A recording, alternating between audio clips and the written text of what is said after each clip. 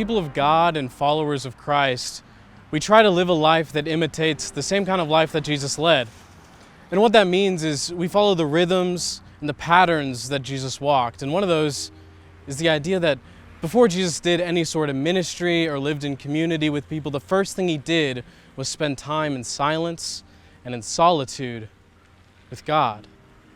He spent time reorienting himself and reconnecting with the Father. And what does that mean for us today? It means that we take time to stop, and as beloved children, seek time to spend with our Father. So what is God inviting us into in this crazy life that we call college? See, the Father is inviting us to be intentional in building those inner sanctuaries of our hearts. The Father wants us to be able to do everything from a place of rest. And as we continue to cultivate that space for the inner sanctuaries of our heart, we start to see God inviting us into more rest.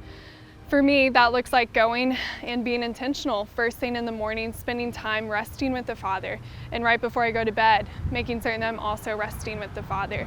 Everything I do throughout my day, I want to be intentional in resting with Him.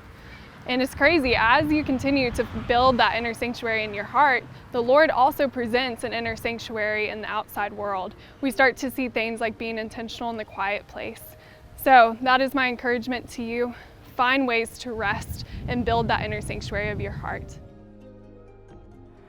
One of the ways that I like to build that inner sanctuary in my heart and operate out of that place of rest is to go out into nature, somewhere where there's no distractions nearby. No people, no cars. I try to put my phone in my car so I'm not tempted to look at any of my text messages or the time that it is.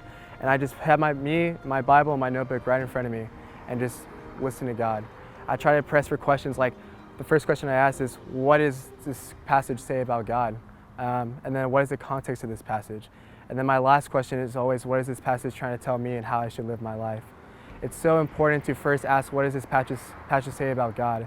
Because the more and more you learn about God, the more and more you want to just abide in His Word, the more you want to be obedient to Him, and just continually just be hungry to learn more about His character. And from that, from learning about who He is, you start receiving that love and peace and comfort that He has to offer.